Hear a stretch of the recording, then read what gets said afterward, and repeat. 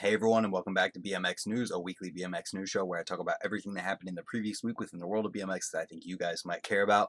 I do these live now, so if anyone's watching and has any questions, or I missed something that happened this week, or anything happens while I'm doing this, let me know in the chat, and I will get to those at the end. I'll give a couple minutes if there's anything to talk about from the chat, and I'll acknowledge it along the way. But let's get right on into the news this week. You saw in the title and thumbnail of this video that Nigel is now on Jordan Brand officially. So he had been riding for Nike for years now.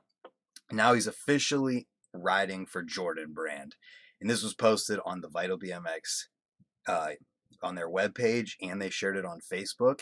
And I just wanted to talk a little bit about this whole entire concept of Nigel and riding for these big brands and all these people who are talking crap about Nigel and corporations, all of these things, and saying they just want to make their money in BMX and all of this. Because I saw a lot of comments in there from people who are hating, but I also saw just as many comments from people who are like, yes, like he's making money. Awesome for him. And that's kind of my opinion on it. And what I want to say to the people who have this opinion of, oh, he hasn't done anything in years. When's the last time he put out an edit? All this crap. What I want to say about that is the fact that it's better for Nigel to be making money from Jordan, and apparently Specialized now because he's got a Specialized on his, sticker on his frame, and all of the big name corporate companies that he is, than to be making money doing what he's doing from BMX as a whole. The people, or you should be mad. I want to rephrase that. The only thing anyone should ever be mad about with Nigel is if he was doing absolutely nothing in the world of BMX and nothing for bikes in general, which he definitely is. He's got his own foundation. He's doing all these things.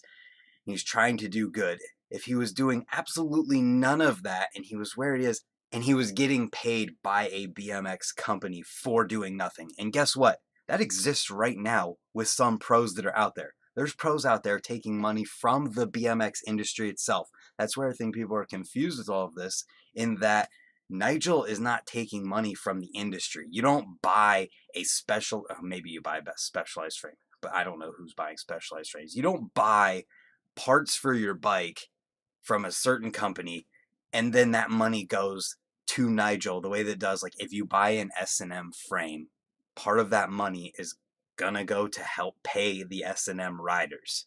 So I think there's a confusion there, and yes, it could be argued the whole concept of, oh well, Nigel's a big face of BMX out in the public, and what is he doing and whatever. He's doing positive things. He's not doing anything negative. So I just kind of wanted to talk a little bit about that in this news video.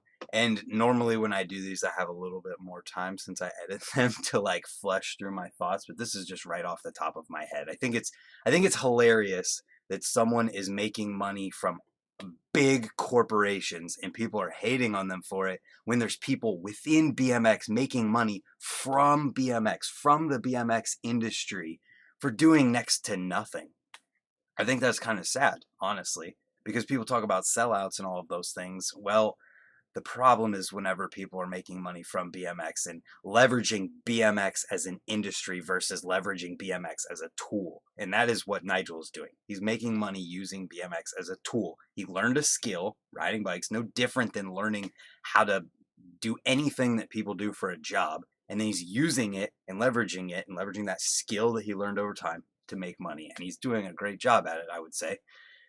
So yeah, that's what I have to say about that. There's an interview over here as well, asking a few questions. There's some pictures in here talking about riding in Jordans. And honestly, I know a few people who ride in Jordans, so it kind of does make sense. And maybe Nigel will be a door opening for more people to ride for Jordan, because it seems that they are good riding shoes. So moving on from there, the next part of the title is that the next generation of BMX, what did I title it? Yeah, the next BMX is in the future is doing well. I'm sorry, I'm jumbled up here. I've got a lot going on today, so this is going to be a little bit jumbled mess. But where that comes from is a video from the Next Generation Jam in the Bronx at Mullally Skate Park that just happened a couple weeks ago. This jam is for the kids all of the kids in this video. You can watch it and see how psyched they are. And I wanted to talk about this one first because if there's any video that anyone should watch this week, it's this one. Seeing all these kids absolutely ripping and just having a good time together. And when you see one kid win something, the other kids are stoked for him. It's just really cool to see, and to see Mike Potosny and Mike Hallahan and the other Hallahans and all of the people who are involved with this. Messerol Bike Shop, Brendan Vale was in there, and they gave a bike to someone who was in an accident and had to sell his bike and then was allowed to get back into BMX. It's just a crazy situation, but they gave him a bike. And then the prizes that they had at this jam were like legit. They had a frame from Sabrosa. They had a wheel set, which looked like it had profile wheel or hubs on it. They had a whole week at Woodward for free. And when that kid won the week at Woodward and realized that he had won it, the look on his face was freaking awesome. It was just really cool to see. And I think this jam was amazing, and I think anyone who watches this could take something from it and maybe be motivated to do something like this in their area. And props to Mike Hallahan and Mike Potosny and everyone who put time and effort into making this happen and focusing on the next generation of BMX, because without a next generation, eventually BMX dies. As many old guys that are getting back into BMX right now, if there's no young guys at all 50 years from now, there'll be very few people riding. So the next generation is very important. Moving on from there, we have some really cool news for those of you who don't have anything to do this weekend. The Battle of Hastings is going down this weekend. So we can see here that the live stream starts in exactly a day pretty much. So it's going to start what looks like 10:45 a.m. Eastern Standard Time. Convert that however you need to. And there's a lot of different things here, but I want to go over the event format because this is a really cool event and how they do it is awesome. What's up, Stony, Old Fat Guy BMX, Kevin Jackson, Taco Slurpees, KP85, Tyler Hornis. So the event format for Battle of Hastings, it says it's a unique team format allowing for captains to pick 3 of their favorite riders to ride alongside them. See below for all the sessions and event format. So Friday Plaza session, each team selects 2 riders from their team to film and edit in our Plaza in 1 hour, which will be judged by our panel. Edits will be live to watch in the courtyard Saturday night, and the results announced. Plaza edits are filmed in private with no spectators. We got France in here. Bonjour. So then the Saturday Park session has 2 other riders from the team to compete in the bowl session. So each rider gets 3 one-minute runs as well as attempts for their last trick, which is a good way to do things.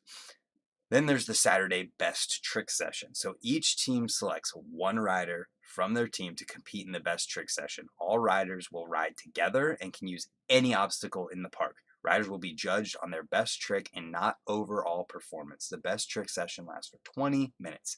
Then Sunday, we have the finals. So the 5 teams, there are 5 teams, with the most points. No, there's like 10 teams. Then the 5 teams with the most points from the 3 previous sessions will make it to the final, and the finals follow a similar format to Saturday's park session, but with all 4 riders from each team competing. The team who performs the best in the final only is crowned the overall winner. It also says down here with an asterisk, awards are also awarded for each individual session, winner, and overall rider of the competition. So what you can look for with the scheduling here is that Saturday Park session, you can watch live at 10:45 Eastern Standard Time. It's live from the Source Park in Hastings. There's 8 teams, not 10 teams. I'll correct myself again here. Watch all 8 teams battle it out in the Source Bowl. Only the top 5 teams after all the sessions, Plaza Bowl and Best Trick, will make it to Sunday's final. So moving on from there, Saturday's Best Trick goes down at 12:45 a.m. Eastern Standard Time. That means you're going to have to be up past midnight to watch this one. 1 rider from each team competing in the Best Trick, and the finals go down on Sunday at 10:45 a.m. Eastern Standard Time. So there you go, and you can check it out on their YouTube channel. There's a link in the description below to this exact page. Moving on from there, we had some news that Julian Ortega is bumped up to the Eclat Pro team. It was with this video of him shooting a gun. No riding involved in here. I don't even think I heard anything about the bump to pro in this video. I think it was just him shooting a gun. So moving on from there, we got a couple of videos that I thought were worth talking about this week. We've got one that came out last week, but I didn't get to it because I did the news early Friday. This one's called Tom Dugan, the hell are you Dugan? And it comes from a clip in the beginning where this old guy says, the hell are you doing? After he does something. And he says he's going to like break both his legs or something like that. Not sure what that means, but this video is rad. Brock Rayford and Justin Spreet both have clips in it. And it's Dugan being Dugan, jumping off roofs, doing crazy gaps and everything that he can get his tires on to do something crazy. Definitely worth the watch. Moving on from there, we've got one for all you dirt guys out there. Gabriel Chavez, called Dirt World or at Dirt World. This video, after watching this dude needs to be competing in dirt contests and X Games and everything else if he's not. This dude has tricks. The dude did a backflip Superman to turn down, which is definitely something that I think would be very welcome in an X Games dirt contest. And then he's got all these crazy tricks back to back to back and nailing them on these huge dirt jumps. He definitely has got like a trails element to him riding these jumps the way he does, but he's doing like the big gnarly tricks at the same time too, doing front flips and back flips and cash rolls. And this dude rules, and anyone who's looking for a trails video should check this one out. And unlike last week where we only had a flatland video and no trails video, this week we only have trails video, no flatland. So moving on from there, I wanted to talk about the Fit Bike Co. SF-It 2 trailer. I want to talk about this one because the actual video is going live later today. So you can go to the link in the description to get to the trailer and then just click Fit's YouTube channel and it'll be live at some point today, probably later in the day, past noon, I would guess, to Eastern Standard Time. What's up, JDA? Taco Slurpees in the chat. So there's that video if you want to check that one out. Then we got another team video, Mongoose in Salt Lake City. This one is with Kevin Peraza and Michael Laren. It was after they rode the Dirt Vana and filmed the Dirt Vana video that we talked about previously. You can check that one out if you want to. Then we've got GT Camp Vibes. This one is with the GT team at Woodward East. It's 23 minutes long. So if you're looking for something long, this is definitely a good video for you guys to watch. Also, a reminder to anyone in the chat, because no one was here whenever I first said it, if there's anything that I've missed this week or anything that happened while I'm doing this, bring it up. Any questions like that, I'll give a couple minutes at the end if there's anything like that to talk about.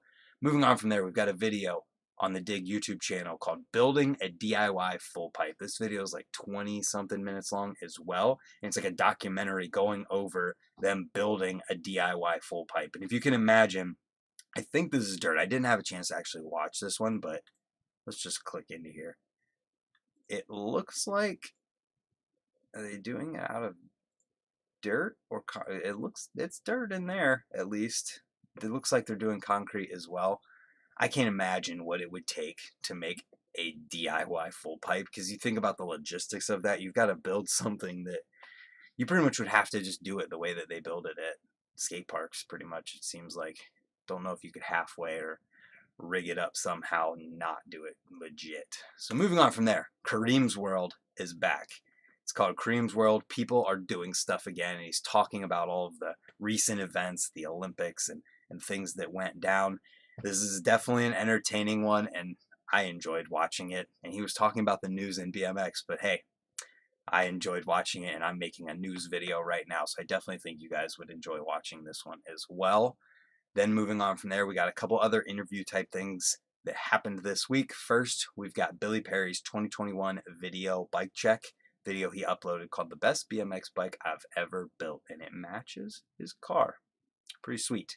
And then I'm going to refresh BMX Union here just to check and see if there's nothing new. We've got a Nikita Ducaro bike check over on Profile's website. It's just a list of all of the parts that she's got on her bike. Custom Mongoose frame, Odyssey forks, Alienation parts. Shout out to Alienation. And yeah, that's all we got for this week's BMX news. Looks like there's no questions or anything in the chat, but just shout out to everybody who's watching this live. We've got 20 people in here right now. JDA, Taco Slurpees. I'm sorry, I don't know how to pronounce your name in French, right here. OFG, Old Fat Guy BMX, Kevin Jackson, KP85, Tyler Hornis, Mike Heck was in here before it even started. And yeah, TX Sam's in here as well. So thanks for tuning in, everyone. I hope that you enjoyed this one. Let me know what you guys think about doing it live. It pretty much forces me to do it in one take, and that could be a struggle, as you may have noticed so far. So thank you for tuning in. I hope you enjoyed it. And if you're new here or you haven't yet, when you're watching this in the future, consider hitting the subscribe button down below so we can see you tomorrow for another video. Thanks for watching, and goodbye. Yes, Casey, I did talk about Nigel. It's at the very beginning. Check that out and leave your comment and we'll have the conversation there since I'm ending this right now.